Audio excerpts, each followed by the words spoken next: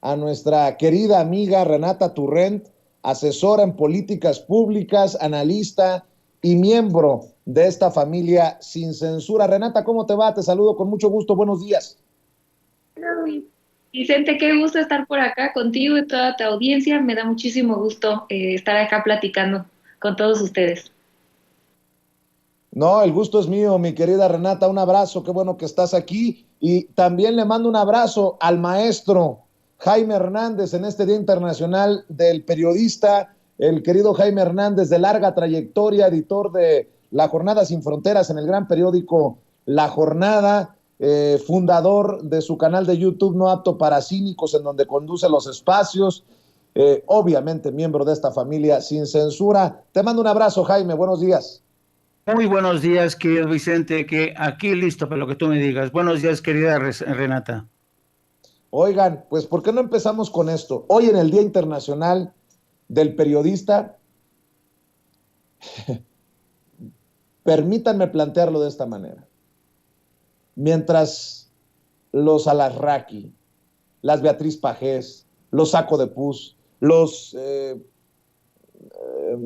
sé, los Marco Levario Turcot de la revista Etcétera, los Ferris, todos los que me pongan, no reconocen ni tantito la aportación que estamos haciendo desde las redes sociales, muchos periodistas, a lo mejor desplazados por los medios tradicionales, corporativos, o por gusto propio, por voluntad propia, y hemos elegido esta trinchera de independencia. Creo que es importante en este Día Internacional del Periodista también señalar a esos periodistas que pues han hecho del periodismo un muy buen negocio, pero se han olvidado de la misión del periodismo, que además utilizan sus trincheras periodísticas para cuestiones perversas. Voy a poner este ejemplo. Por ejemplo, Beatriz Pajés, el ejemplo de Beatriz Pajés, hija de un gran periodista, heredera de esta revista. ¿Cómo se llama su revista? Siempre, creo, ¿no? Bueno, pues Beatriz Pajés dice, por ejemplo, la pregunta es, ¿en qué otras arbitrariedades las Fuerzas Armadas están dispuestas a acompañar a un presidente que busca imponer su proyecto político sobre bayonetas? Ah, cabrón. Perdón por la expresión, querida Renata, pero ante este periodismo también estamos en este Día Internacional del Periodista. ¿Cómo ves a Beatriz Pajés, una de las grandes del verdadero periodismo de México, nótese mi sarcasmo, diciendo que este presidente le está apostando a todo, a imponer su proyecto político sobre bayonetas? La misma mujer que dijo que los médicos cubanos venían a adoctrinar, la misma mujer que dijo que llegaban aviones cargados de venezolanos a nuestro país. En fin, hay que exhibirlos, hay que hablar de estos temas, Renata Turrent. Sí, y bueno, aprovecho antes para felicitarlos a ambos. Yo que no soy periodista, pues me siento honrada de compartir esta mesa con ustedes en este día.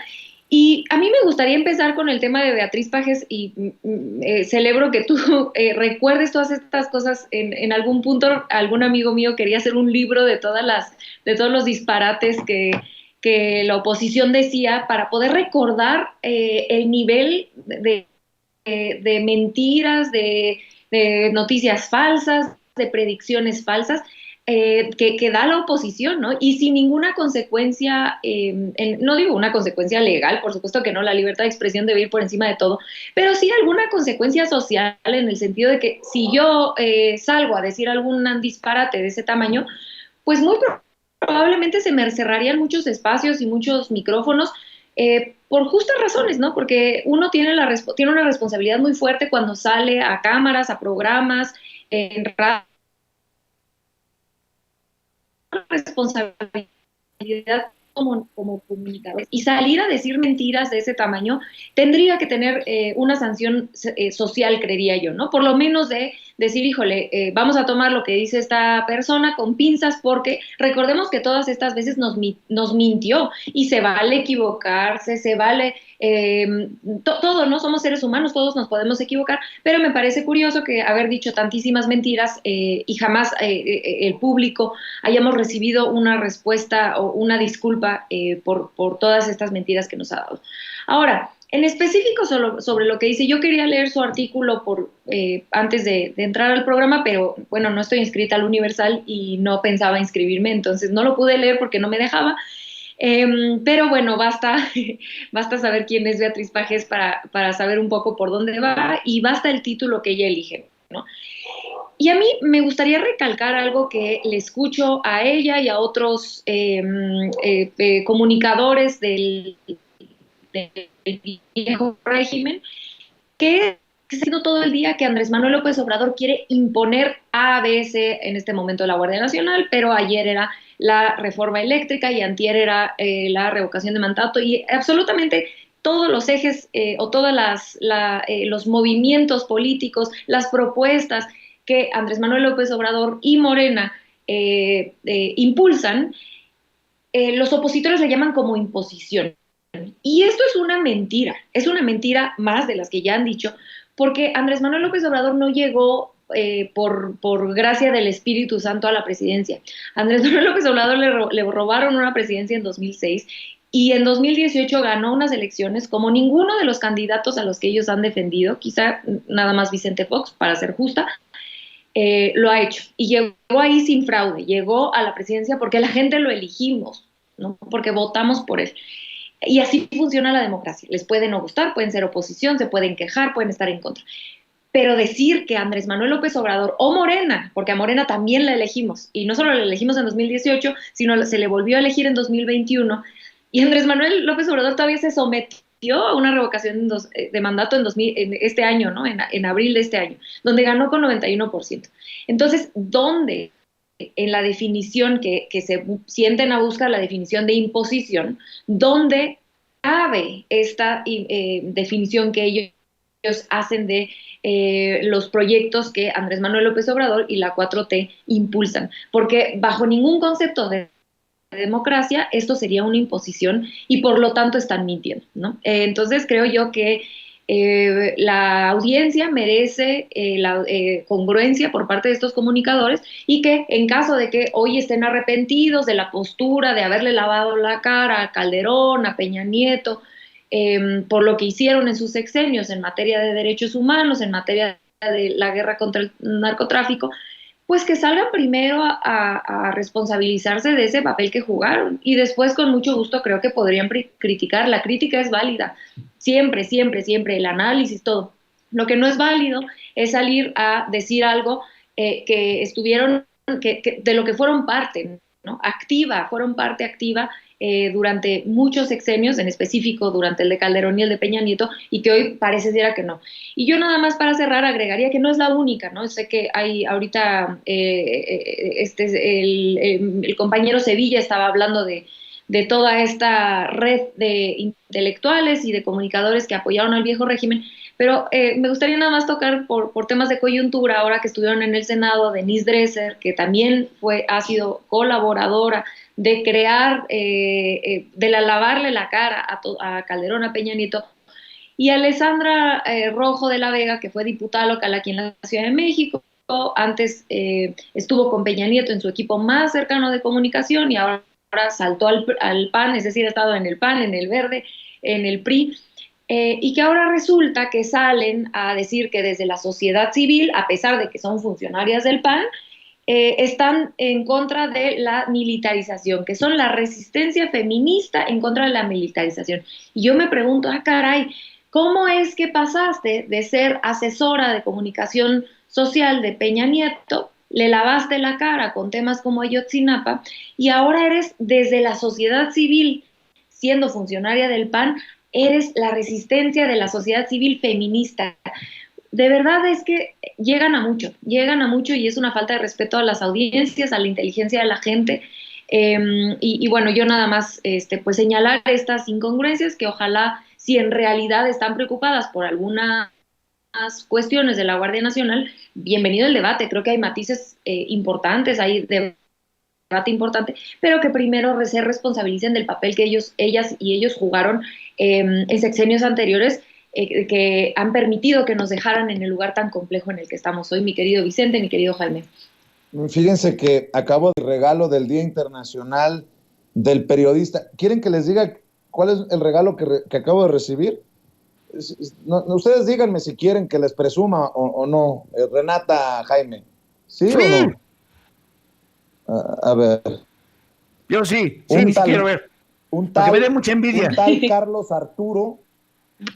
tal Carlos Arturo en Twitter dice que creó su cuenta en noviembre del 2020 desde Saltillo, Coahuila.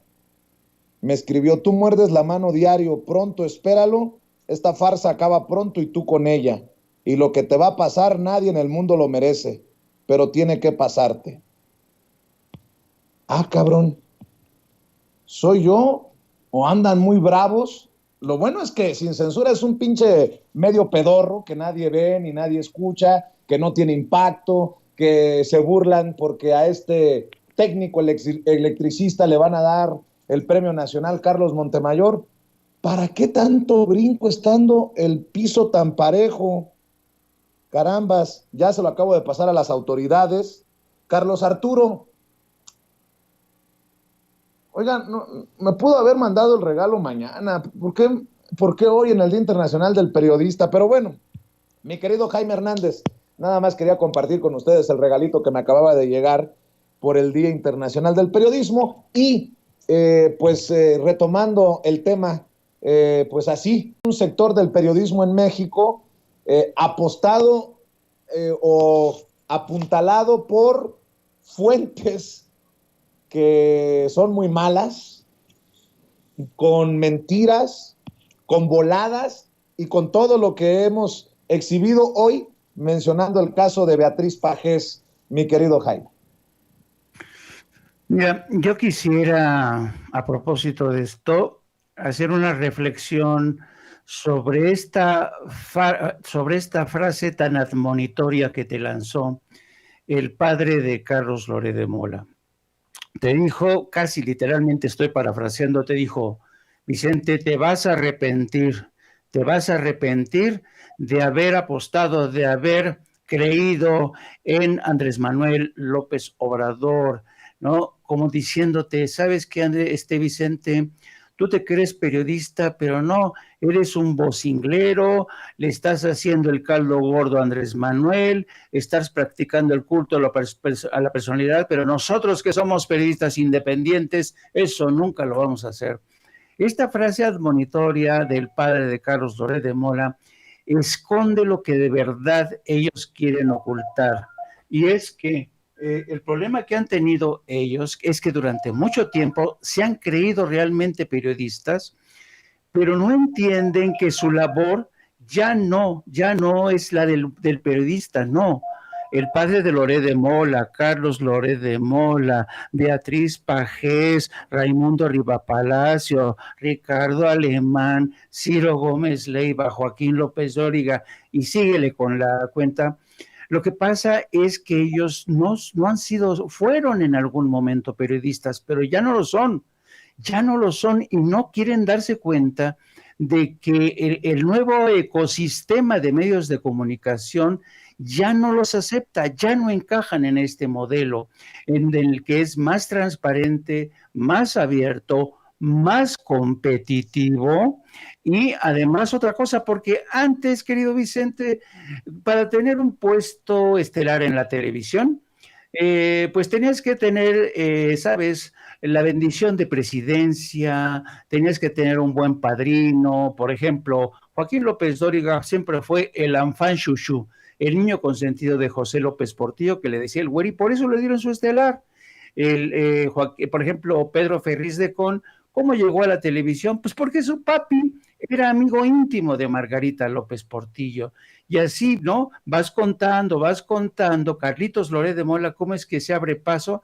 Pues bueno, haciendo uso de este periodismo, entre comillas, de espectáculo, show, a partir de montajes, del engaño cotidiano a la gente. Entonces, ¿qué es lo que pasa?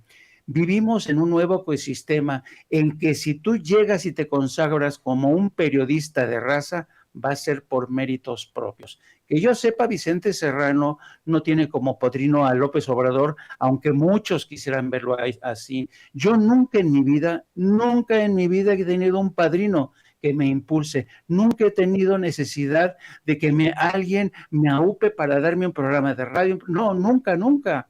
¿Sabes? Y yo creo que esta gente tiene que acostumbrarse a este nuevo ambiente. Beatriz Pajés, ¿no? Le heredó la revista de su papi, ¿no? El papá era un gran periodista, pero Beatriz, ¿qué hizo?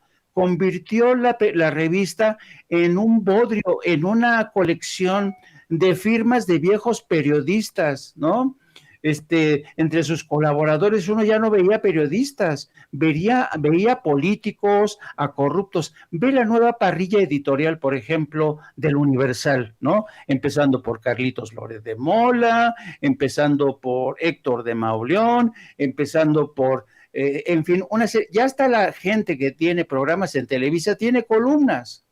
Entonces, ¿qué es lo que pasa?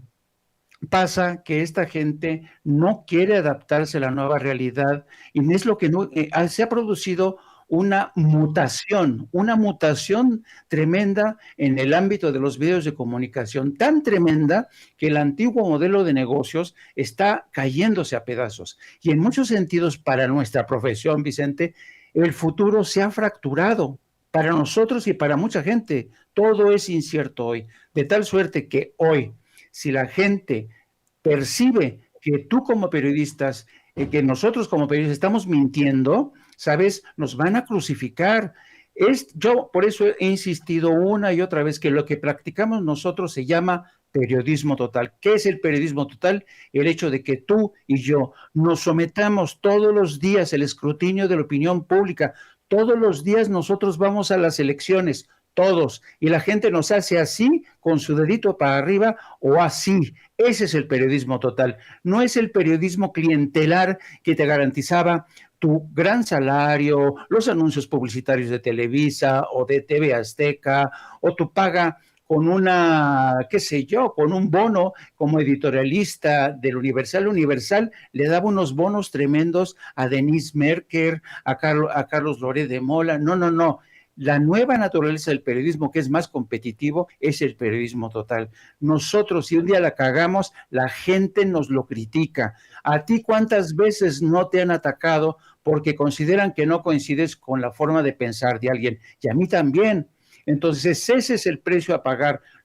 Y a propósito de este Día Internacional del Periodismo, yo aconsejo a los colegas que por favor piensen, reflexionen sobre el nuevo momento que estamos viviendo y que ya no valen las voces de una Beatriz Pajés. ¿Sabes cómo le dicen a Beatriz Pajés? La mataviejitas. ¿Y sabes por qué? No es porque uno quiera joder, la gente califica de esta manera. Si la gente le dice a Beatriz Pajés mataviejitas, es porque ya no la aguantan.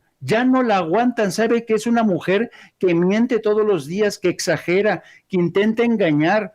Así es que igual que Latinos, igual que este payaso que sale con Lórez de Mola, todos los días falseando la realidad, todos los días, y la gente se cansa. Así es que yo creo que en la medida en que estos viejos representantes del periodismo del llamado Círculo Rojo no entiendan esto, pues van a quedarse, ¿sabes qué?, en los márgenes de esta nueva realidad en la que estás obligado a ser más honesto, decir la verdad, reconocer cuando te has equivocado y además, si no estás de acuerdo o si tus seguidores o el público no está de acuerdo contigo, aceptar que no siempre vas a tener la verdad. Así es que yo creo que estamos ante una nueva realidad y para mí ese es el debate de fondo de lo que es el nuevo periodismo. Bueno, para aportar a esto, hay 2 tweets que me llamaron la atención ayer de Sandra Cuevas, la alcaldesa en Cuauhtémoc, tan señalada, tan denunciada y tan juzgada también en las redes sociales, en las benditas y malditas redes sociales. Le llaman Lady Pelotas por aquellas pelotas con los billetes de 500 pesos que aventaban a la gente que asistía a un evento precisamente de Sandra Cuevas en la alcaldía Cuauhtémoc. Uno de ellos dice: quiero agradecer a la revista Líderes Mexicanos por otorgarme el reconocimiento de formar parte de las 300 personas más influyentes de México en su edición 2022. Pero después, en una portada o en una página, no sé qué, dice: gracias a los vecinos de la alcaldía Cuauhtémoc por su confianza, a los miles de trabajadores que me acompañan todos los días para resolver las necesidades de las 33 colonias de nuestra demarcación. Hoy esos esfuerzos nos han llevado a estar en la portada, ¿sí? En la portada de Líderes Mexicanos. Y dice: Sandra Cuevas, la mujer que ganó el corazón de México. ¡Ay, güey! Y no es todo. Después estuve revisando las fotografías. A mí me invitaron, un amigo me invitó al evento y no quise ir porque dije yo, no traigo lentes de repuesto. Y qué bueno que no fui porque ya estaba viendo las fotografías. Hay dos fotografías sobre todo que me llaman la atención de Sandra Cuevas. Una en donde está abrazando a Carlos Marín, en donde por atrás está abrazándola Carlos Alarraqui y por el otro lado está Chumel Torres. Y en una segunda fotografía está el exgobernador de Michoacán, Silvano Aureoles, conversando con Sandra Cuevas. Ya, la verdad, estando pensando que Sandra Cuevas fue la que le pidió a Ricardo Monreal que lo recibiera en el Senado y se tomaran la fotografía para que regresara a la arena pública, a la arena política, Silvano Aureoles, sin su banquito. Pero mi querida Renata Turrent, este es el periodismo que yo, la verdad, no entiendo.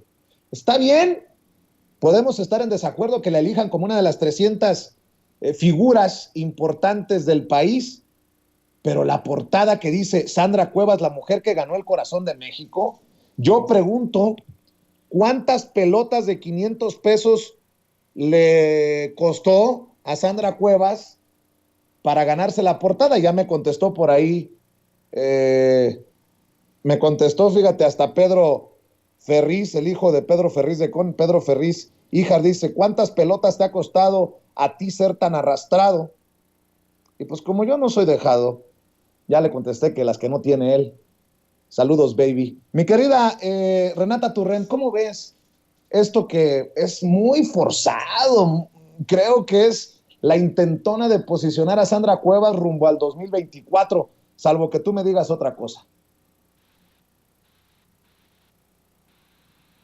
Bueno, ya estoy lista aquí me estaba yo tomando mis notas para no olvidar nada de lo que quiero decir. Nada más me gustaría hacer una pequeña anotación, si me lo permiten, sobre lo que dijo mi querido Jaime, de esta reflexión, y que veía ahorita a muchos compañeros y compañeras en el chat que decían justamente eso, ¿no? Cuando nos equivocamos, pues pedimos una disculpa y listo, ¿no? Nada más hacer recalcar eso. Y yo, en lo personal, pongo un ejemplo. Yo he sido muy cautelosa en dar mi opinión sobre el tema de la Guardia Nacional porque quería estar perfectamente preparada antes de saber en dónde me posiciono y qué digo de manera ética.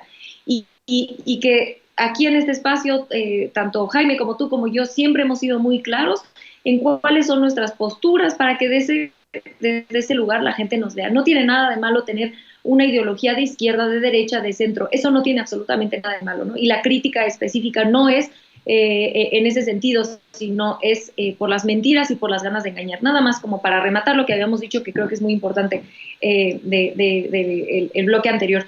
Y ahora sí, me voy a dejar ir porque, bueno, yo vi tu tweet y así fue que me enteré de esto de Sandra Cuevas, y yo decía, ¿cómo se atreven a tanto, no? O sea, decir la mujer que ganó el corazón de la gente, cuando ha estado envuelta en el año que lleva de alcaldesa en no sé cuántas controversias, en no sé cuántas polémicas, por sus acciones de gobierno que son realmente reprobables, ¿no? No olvidemos lo que ya bien mencionas de las pelotas, que además es ilegal.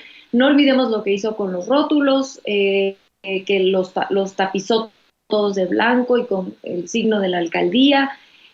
No olvidemos cómo llegó a donde llegó, ¿no? Es un poco la representación de llegar al poder a toda costa, con una Porque, a ver, si Ricardo Monreal operó para que ella pudiera llegar al poder, bueno, eso es muy poco ético, ¿no? Yo pensaría, si a mí me están ofreciendo una candidatura de alguien del PAN, para que yo llegue y para que el PAN pueda traicionar y todo este revoltijo que hizo Ricardo Monreal o bueno, por lo menos presuntamente lo hizo, pues yo me cuestionaría si no hay una cuestión ética ahí detrás, ¿no? Y entonces creo que recordar el cómo llegó Sandra Cuevas al poder, no estoy diciendo que no votaron por ella, ¿no? Se votó por ella y así es la democracia y se debe reconocer, pero la alianza que hizo en lo oscurito, o la presunta alianza, yo voy a seguir diciendo presunta alianza, que hizo con Ricardo Monreal, pues por lo menos genera ciertos cuestionamientos éticos desde mi punto de vista. Ahora, a mí me gustaría saber, como tú ya bien mencionaste, me cuesta trabajo que algún periodista o algún medio de comunicación serio, en realidad, sin que se le pagara, pues saliera a decir este disparate, ¿no? Saliera a decir que es la mujer que le robó el corazón, que se ganó el corazón de la gente. De verdad que ninguna persona en sus 5 sentidos podría decir esto desde una posición genuina. Lo que me hace pensar, y llámenme mal pensada, pero hemos visto esto en muchas ocasiones por parte de esa clase política, que esto es un anuncio pagado, ¿no? Es un anuncio que pues yo me cuestionaría si no sería importante revisar de dónde salieron esos recursos para pagar esta propaganda. Y no solamente Sandra Cuevas la que está haciendo este tipo de propaganda rumbo al 24. También en el Estado de México, la semana antepasada, me fui al Estado de México y andaba yo viendo anuncios de otra revista, no me acuerdo, con Alejandra del Moral, que también que quiere ser gobernador ahora en el 23, uno tras otro, y yo decía, pues, ¿quién pompó? Porque no podrías tú creer que los medios de comunicación, cualquiera que nos movemos en medios de comunicación, sabemos que los medios de comunicación no te hacen una portada nada más por tu linda cara, ¿no? Mucho menos cuando quieres ser candidata a algo. No tienen ni pies ni cabeza. Cualquier persona con 2 ojos sabe que eso no sucede. Entonces, a mí me parece que lo relevante de este asunto pues sería que la gente de la alcaldía Cuauhtémoc y en general de todas las ciudades de México y de todos lados, pues viéramos la candidata a gobernadora en el Estado de México como ahora esta propaganda, porque no olvidemos que esta clase política en la que cabe pues todos esos influencers que fueron a esa fiesta que comentas, de los Chumeles y los Aureoles y toda esa gente, no es la primera vez que se suben o se recargan en el poder mediático para crear candidaturas. Ahí tenemos el ejemplo de Peña Nieto. Lo construyeron a un candidato. Los medios de comunicación son responsables de eso, ¿no? Digo, además hizo fraudes ahí con Monex y todo eso, pero ellos fue una construcción de telenovela, la esposa, que si no sé qué, que si el copetito. Sabemos que los medios de comunicación, pues a eso se dedican, a comunicar, a convencer.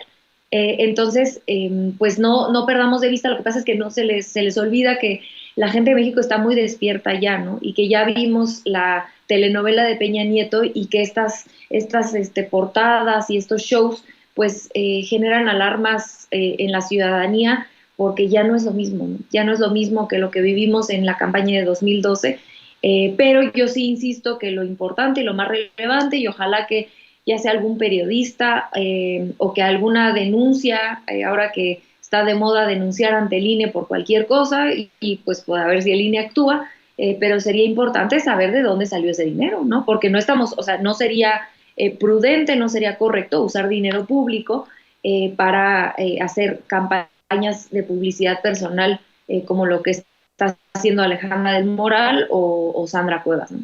Sobre este tema, si así lo desea, querido Jaime, me gustaría compartir una noticia de último minuto. El ministro Luis María Aguilar, quien en su momento fuera ministro presidente de la Suprema Corte de Justicia de la Nación, ha retirado el proyecto que pretendía eliminar la prisión preventiva oficiosa para reconstruir la propuesta y con ello unir los puntos de conexión y cito. Vamos a ver y escuchar precisamente el momento en el que el ministro Luis María Aguilar retira el proyecto y esto es un tema importantísimo porque ahora se vendrá la oposición a decir que ahí está la presión del presidente, ha sometido a los ministros, ha sometido a la Suprema Corte de Justicia de la Nación. Adelante, Ceci. Sesiones, he encontrado algunos puntos en común que evidencian la posibilidad de llegar a un consenso mayoritario entre los integrantes de esta Suprema Corte de Justicia de la Nación, por lo que, en aras de construir una decisión que proteja los derechos de todas las personas, retiro el proyecto para reconstruir la propuesta y con ello tratar de unir los puntos de conexión, así como matizar los disensos que nos separan, a fin de proponerles una nueva metodología que nos permita expulsar los efectos dañinos de la prisión preventiva automática que ocasiona en la vida de las personas y de las familias mexicanas. ¡Bolas! Esta sí es una noticia de 8 columnas, mi querido Jaime Hernández. Sí, yo creo que esta reflexión que hace este magistrado revela hasta qué punto él ya se había percatado que esto no iba por buen camino. Y el hecho de que el presidente de la Suprema Corte, Arturo Saldívar, se haya pronunciado por algo, digamos, a medio camino, una tercera vía, pues yo creo que obligado a reflexionar al magistrado Luis María Aguilar, para no hacerle bolas a la gente que te sigue, que nos sigue, querido Vicente, yo diría que esto se traduce de la siguiente manera. Luis María Aguilar acaba de decir que va a adecuar su propuesta para que quede algo así como que no haya tan poca luz que no ilumine al santo, ni tanta luz que lo queme, que lo chamusque. Es decir, porque no convencía a ninguna de las partes el hecho de que, tal y como proponía él, básicamente iba a permitir que muchos justiciables o acusados que tuvieran enorme poder pudieran salir fácilmente por recursos, por compadrazgos, entre la Suprema Corte o el aparato judicial. Pero también hay casos como los que ha dicho el magistrado Arturo Saldívar, de que hay mujeres de que están ahí purgándose, están en la cárcel pudriéndose sin siquiera haber sido procesadas. Entonces había que alcanzar un punto intermedio para que les pareciera razonable, para que no pareciera un abuso de sus atribuciones como poder judicial, algo que el presidente ya había advertido de antemano, asegurando que el Poder Judicial no puede ir más allá del terreno que le compete, de la potestad que tiene, no puede meterse en el terreno que le corresponde al legislativo, porque eso iría contra la Constitución. Entonces, en esta búsqueda de consenso, a mí me parece saludable. Vamos a ver en qué termina, porque acuérdate que el diablo siempre está en la letra pequeña, el diablo siempre está en los detalles. Y vamos a ver si esta nueva modificación consigue convencer al resto de los magistrados, particularmente a Loreta Sánchez, que ha sido la más combativa a la hora de decir que no puede permitirse la inaplicación de un artículo constitucional o de la Constitución. Siempre tiene que prevalecer la supremacía de la Constitución. Este es un debate muy interesante y esto también despejaría muchas dudas, muchas sospechas de que la Suprema Corte se estaría convirtiendo en una corte legislativa. Cosa que no puede hacer, no puede transgredir, no puede ir más allá de sus fronteras que marca la Constitución. Así es que sí, coincido contigo, esta es una noticia de gran alcance, pero, querido Vicente, y es un gran pero, vamos a ver cómo termina de aterrizar esta nueva propuesta, porque, insisto, el diablo siempre está en los detalles. Así es, creo, yo voy a dar mi opinión, que lo mejor que pudo haber pasado es esto, que el ministro retirara su proyecto, y ocurre a literalmente solo horas de la mañanera, cuando Ricardo Mejía Verdeja denunciaba que este proyecto en la Suprema Corte se iba a convertir en un fraude a la Constitución. Así lo dijo en la mañanera. Con su permiso, señor presidente, se informa de las acciones de Cero Impunidad, que es un esfuerzo del Gobierno de México a través de la Secretaría de la Defensa, de la Marina, de Seguridad y Protección Ciudadana, del Centro Nacional de Inteligencia, la Guardia Nacional, en coordinación con las Secretarías de Seguridad, las Fiscalías Locales y la Fiscalía General de la República. Durante el periodo que se informa, del 1 de septiembre al 7 de septiembre, se detuvieron por delitos del fuero común y federal a 8,166 personas que fueron dadas de alta en el Registro Nacional de Detenciones, de las cuales, una vez revisada su situación jurídica, se presentaron ante el Ministerio Público 7,872. Siguiente. El día de hoy es un día importante porque hoy la Suprema Corte de Justicia va a votar el proyecto que determinará la permanencia de la prisión preventiva oficiosa. Dimos cuenta del debate muy amplio que llevaron a cabo las señoras ministras y ministros y consideramos importante comentar lo siguiente.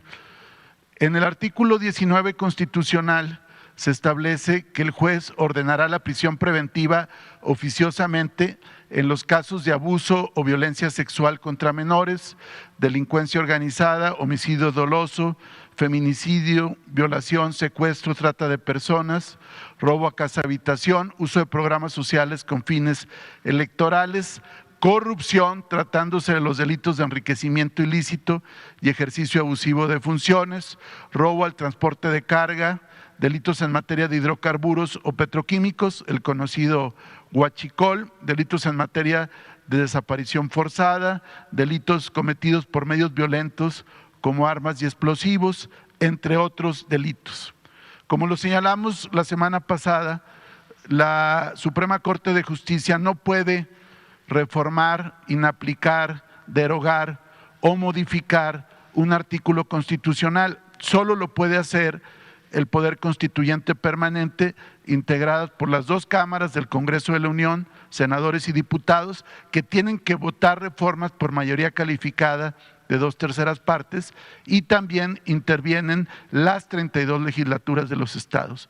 Solo el Poder Constituyente Permanente puede reformar la Constitución. Este tema imperó en la mayoría de las señoras y señores ministros, mantener el artículo 19 constitucional.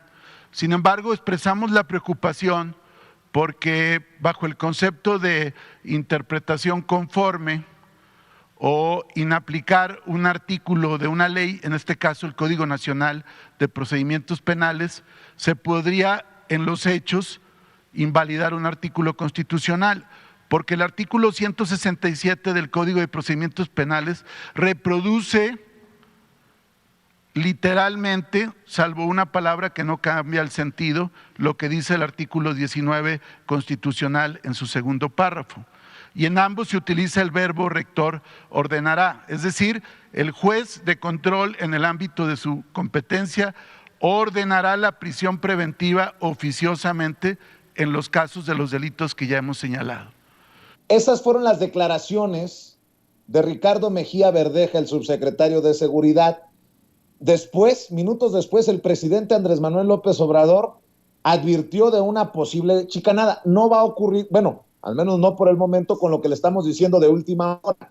Último punto, que retire el proyecto el ministro Aguilar. Esto fue lo que dijo el presidente.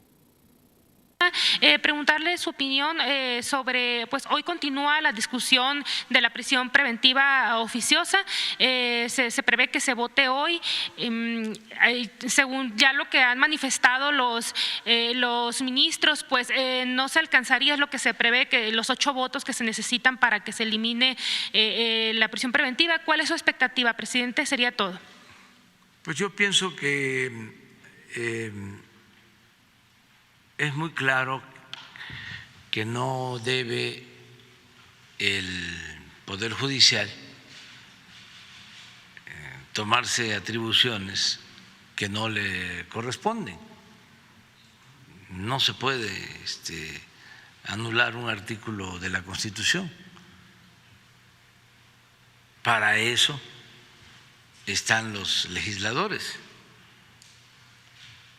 Por eso existe la división, el equilibrio entre los poderes. Si Torrent, he decidido poner este contexto para que entienda la gente de qué se trata y lo importante de la noticia que estamos aportando, que es el retiro del proyecto, al menos por el momento, del ministro Aguilar. ¿Por qué? Porque en la lucha de narrativas vendrán los noticiarios de radio, vendrán los noticiarios de televisión, vendrán los personajes que mencionamos seguido aquí en sus trincheras a torcer o a intentar tergiversar esto que está ocurriendo. Dirán que es el presidente el que le puso la bota en el cuello a los ministros y que ha sometido a la Suprema Corte de Justicia de la Nación. Algo que obviamente no veo así. ¿Cómo ves, Renata? Sí, bueno, coincido. Me parece una buena noticia, como ya decía mi querido Jaime, porque como bien mencionaban, pues este proyecto tiene cosas que daban un poco de preocupación, empezando por la que hoy menciona el subsecretario Mejía y que justo yo aquí traía un poco preparado al respecto antes de que supiéramos que le iban a echar para atrás, ¿no? Pero bueno, nada más como para aclarar, porque es un tema complicado que a mí me costó trabajo sentarme a entender y que quizá le pueda servir a la gente, es decir que aquí hay dos conversaciones, creo yo, ¿no? Dos conversaciones distintas que por supuesto están relacionadas, pero que ambas son importantes. La primera, y sí creo que más importante, es justamente esto que mencionábamos, si resulta peligroso, a mí me parece que sí, pensar que la Suprema Corte de Justicia deba modificar las leyes, ¿no? Meterse al ámbito legislativo, cuando pues para eso existe un poder legislativo, ¿no? Entonces a mí, empezando por eso, me parece peligroso, independientemente de dónde se pare la gente en cuanto a favor o en contra de la prisión preventiva oficiosa, ¿no? Creo que son dos cosas distintas, entonces decir que eso es grave porque resultaría en un precedente muy peligroso, ¿no? Empezando porque a los jueces de la Suprema Corte no los elige la gente, desde mi punto de vista, por desgracia, siguiendo con que él está abusando de sus atribuciones, se está metiendo a otro poder, sería un precedente muy peligroso desde mi punto de vista. La segunda conversación paralela, ahora sí, creo que es la prisión preventiva. Entonces, sabiendo que se retira este proyecto, pues esperemos que esa primera se deje de violar y entonces se pueda pensar en la manera de que un derecho no afecte al otro, ¿no? Que es probablemente lo que van a tratar de hacer con el nuevo proyecto que se presente. Creo que las posiciones políticas sobre la prisión preventiva oficiosa son mucho más complejas que lo que de repente vemos en redes sociales o en medios de comunicación de algunos opinadores, que simplemente es como, bueno, es que no puede ser no puede ser la prisión preventiva oficiosa porque viola los derechos de las personas. Bueno, claro, ¿no? Hay que analizarlo a fondo, hay que ver qué crímenes son los que están metiendo a la gente pobre por la prisión preventiva oficiosa. Y esos, por supuesto, que hay que analizarlos. Entonces, creo que es cierto que eso no es una opinión, no hay datos de que la prisión preventiva oficiosa afecta desproporcionadamente a la gente pobre. Y, bueno, aquí se argumenta que podría solucionarse con otro derecho constitucional que se está violando, que es se está violando por parte del Poder Judicial, y esto es el derecho al juicio expedito. Si la gente está en prisión preventiva, tendría que tener derecho a que se le enjuiciara rápidamente para que si no es culpable se le saque. El problema es que nuestro sistema judicial está totalmente podrido. Entonces, ni hay juicios expeditos y además de todo, los juicios en sí, digamos que tu juicio por fin llega, la gente no le tiene confianza al Poder Judicial con justa razón, ¿no?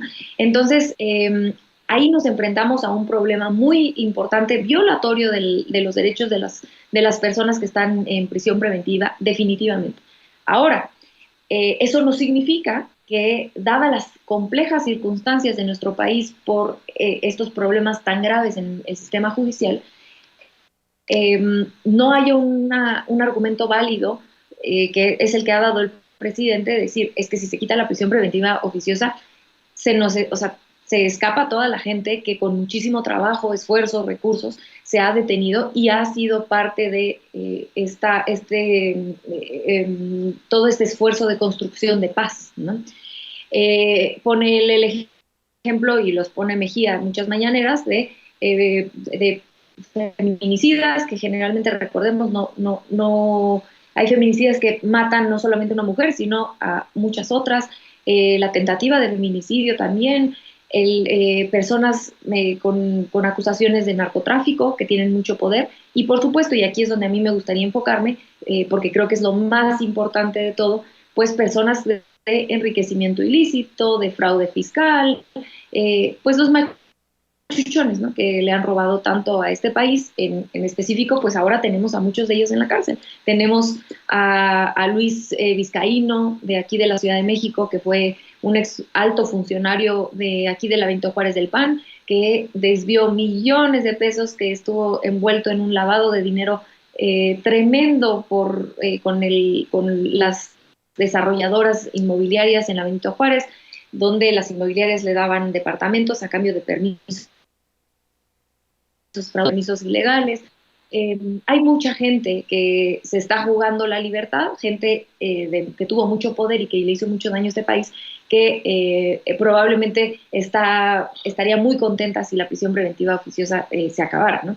Entonces, creo que yo la postura, y este es otro tema que también no lo toco con mucho cuidado y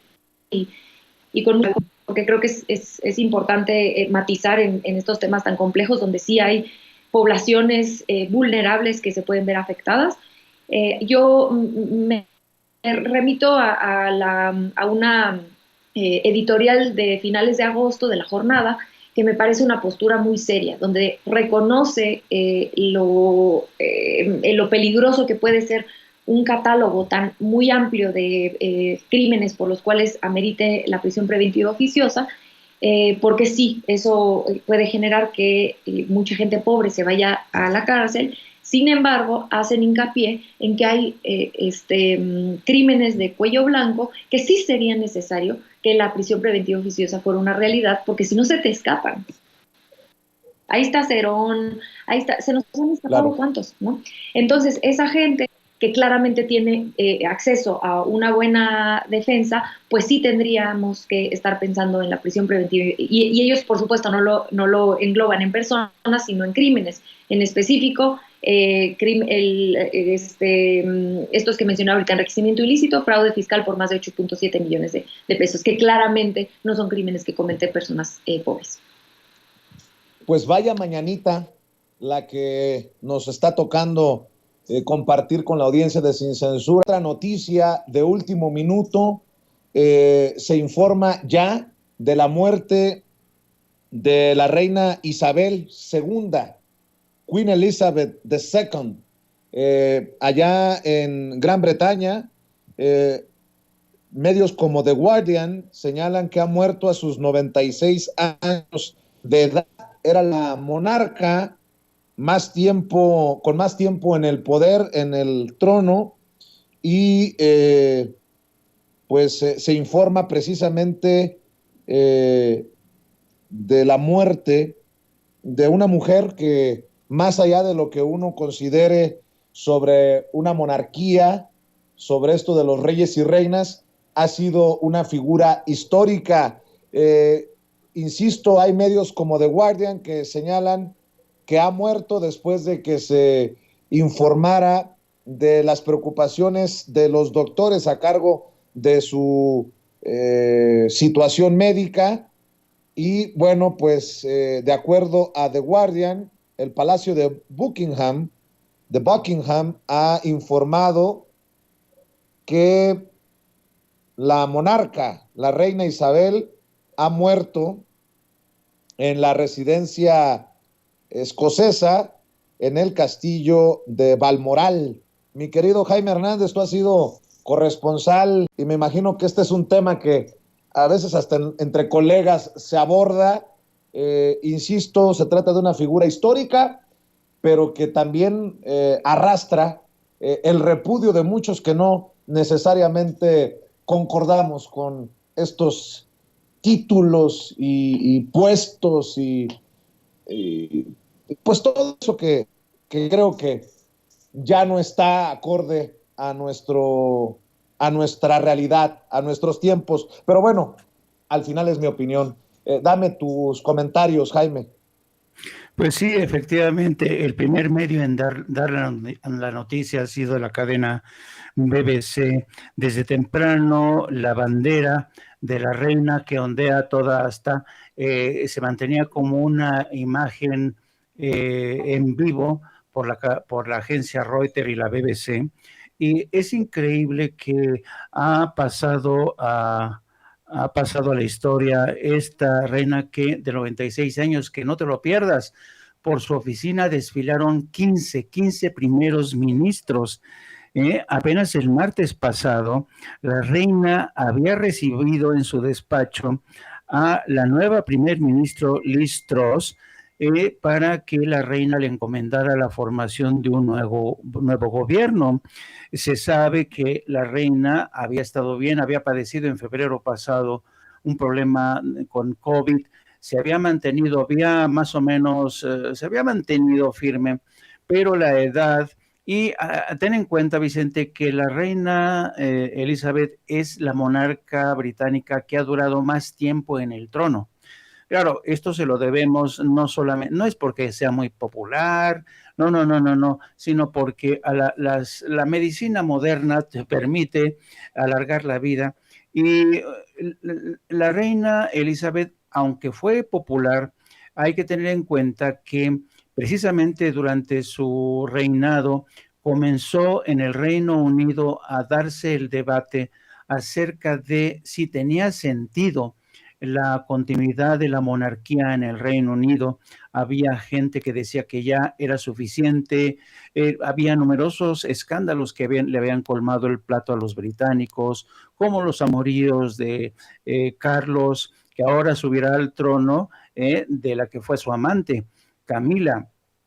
Y todo el mundo pues sigue pensando en Lady Di como la verdadera, la legítima mujer que tendría que haber ascendido al trono junto a Juan Carlos. Pero quiero decir que la monarquía no es que haya lanzado o estuviera lanzando los últimos estertores, pero la monarquía se ha visto en serios problemas, primero por el escándalo de los amoríos de Carlos, y luego la forma en que uno de los nietos de la reina denunció que en el Palacio de Buckingham se practicaba el racismo, esto porque su esposa es de origen afroestadounidense. Entonces, yo creo que las contradicciones que han acompañado a la monarquía en el Reino Unido han aconsejado realmente una renovación, una regeneración, y yo dudo francamente que Carlos represente esa fuerza que necesita la corona británica para autorregenerarse.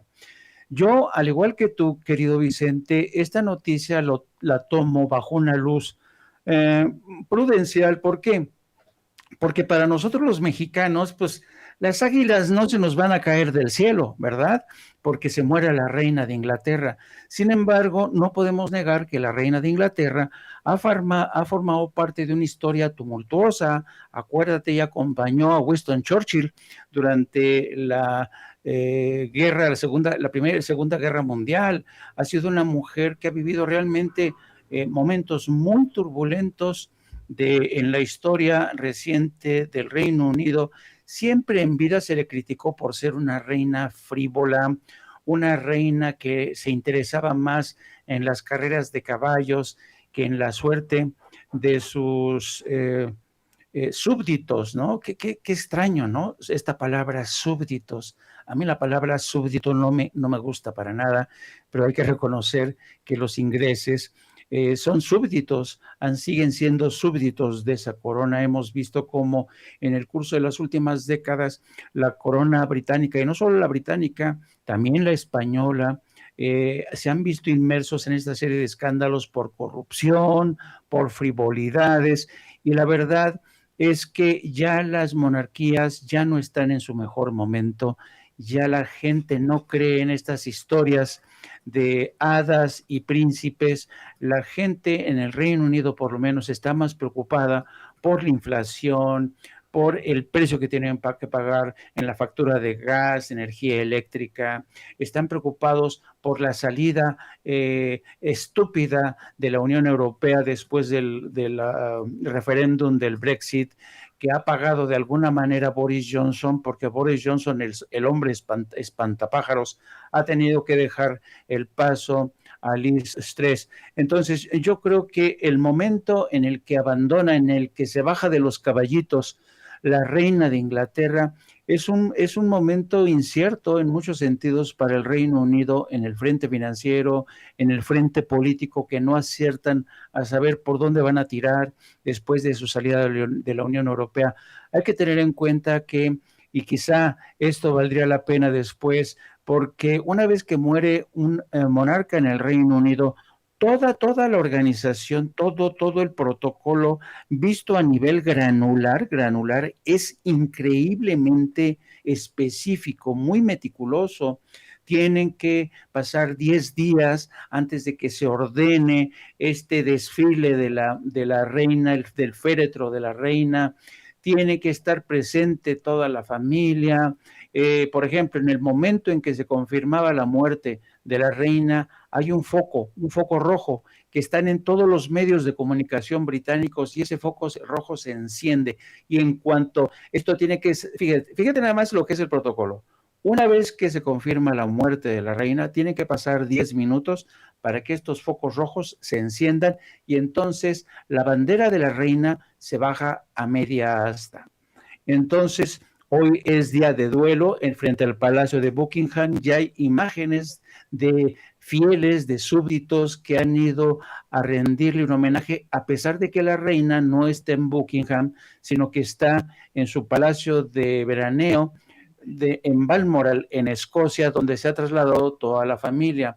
Así es que supongo, querido Vicente, que nos guste o no, esta noticia nos va a correr, va a pasar como una aplanadora sobre muchos informativos, el tuyo incluido, el mío incluido, porque no cabe duda que, al margen de disquisiciones monárquicas o republicanas, una cosa es cierta: el sabor de la monarquía, este glamour tiene un encanto. Hay mucha gente, sobre todo gente aquí en México, que devora las revistas Hola, que han de estar pendientes de todos y cada uno de los detalles de los funerales de la reina madre.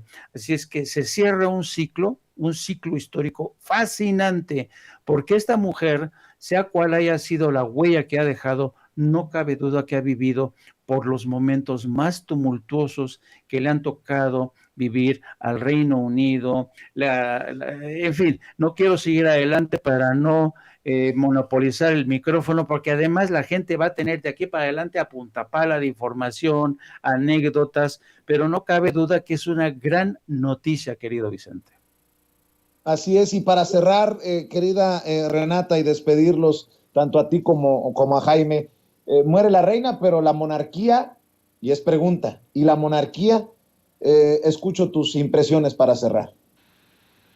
Ay, no, yo quería que Jaime siguiera porque yo estaba aprendiendo muchísimo, entonces yo estaba aquí encantada escuchándolo. Yo nada más muy brevemente, porque no me atrevo a dar una opinión después de escuchar esta cátedra tan bella que nos da mi querido Jaime, pero pues creo que estos momentos históricos son importantes justamente para cuestionar o para preguntarnos cómo es que estamos en pleno 2022 y sigue habiendo monarquías en varios países que supuestamente después tratan de dar clases de democracia a otros países. Bueno, ¿no? creo que tenemos problemas de conexión con Renata Turrent.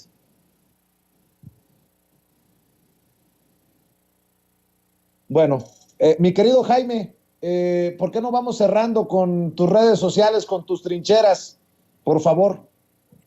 Sí, nada más rápido para decirte una última cosa que se me pasaba y que tiene que ver con el frente político. Acuérdate que la reina de Inglaterra era, digamos, la monarca, pero no solamente del Reino Unido, sino también de países como Australia. En Australia hay ahora está ahora dándose un intenso debate sobre si de declararse independientes de la corona británica es algo que se va a tener que dilucidar en el curso de las próximas horas o días. Y dicho esto, querido Vicente, pues les pido que nos sigan dentro de aproximadamente una hora, menos de una hora, vamos a estar al aire en Otto para Cínicos, donde vamos a abordar este tema, lo mismo que la decisión del magistrado Luis María Aguilar, y también vamos a abordar el tema del muro. Lo que dijo el presidente hoy del muro es fascinante, lo que dijo el presidente. Y les pido también que me sigan a través de mis redes sociales, @JaimeJourno, y a través de la sección de la Jornada Sin Fronteras. Muchas gracias, querido Vicente. ¡Ánimo! Cuídate, gracias. Y sigue disfrutando de este Día Internacional del Periodista, haciendo lo que nos gusta hacer, lo que amamos, que es informar. Querida Renata Turrent, tenemos problemas de conexión, pero no quiero dejar la oportunidad también de mandarte un abrazo. Igualmente, querido Vicente, querido Jaime, y agradecerle al equipo de producción y sobre todo, nada más para cerrar, agradecerle al público que aquí platico siempre con ellos en el chat. Estoy en muchos otros espacios independientes en YouTube y este es sin duda el lugar más cálido y amoroso y pues quererles mandar abrazos y besos a toda la gente que nos escribe, conversa con nosotros y por supuesto a ti, a Jaime, en este Día del Periodista, muchísimas felicidades. ¿Y dónde te encuentra la gente, Renata? Sí, me encuentran en @rturrent en Twitter y en Instagram y me pueden ver en el Aquelarre todos los miércoles a las 10 de la noche en Capital 21, en las redes sociales o acá en la Ciudad de México en el Canal 21. Mi querido Vicente, muchas gracias. Bueno, descansa, querida Renata. Saludos a todos en Capital 21, en tu equipo. Y bueno, estamos al pendiente para otra mesa de diálogo.